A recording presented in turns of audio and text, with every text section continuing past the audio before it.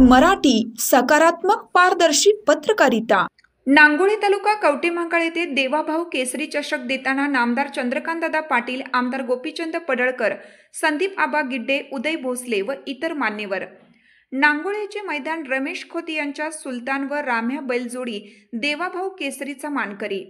नांगोळी तालुका कवठेमहांकाळ येथे राजमाता बैलगाडी शर्यत संघ महाराष्ट्र राज्य आयोजित पुण्यश्लोक अहिल्यादेवी होळकर यांच्या 300व्या जयंतीनिमित्त तसेच महाराष्ट्र राज्याचे कर्तबगार मुख्यमंत्री माननीय देवाभाऊ यांच्या 55व्या वाढदिवसानिमित्त देवाभाऊ केसरी भव्य बैलगाडा शर्यतीचे आयोजन युवा नेते माननीय संदीपजी आबा गिड्डे पाटील यांच्या वतीने करण्यात आलं होतं।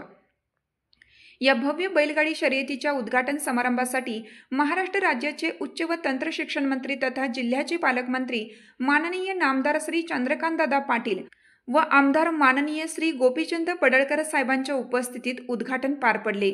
या प्रसंगी भाजप जिल्हाध्यक्ष माननीय सम्राट बाबा महाडिक, जनसुराज्य पक्षाचे प्रदेशाध्यक्ष माननीय समितदादा कदम, माननीय मिलिंद बापू कोरे, तालुका अध्यक्ष उदयराजे भोसले, नगराध्यक्ष रणजितदादा घाडगे व भारतीय जनता पार्टीचे पदाधिकारी, कार्यकर्ते तसेच बैलगाडा प्रेमी मोठ्या संख्येने उपस्थित होते।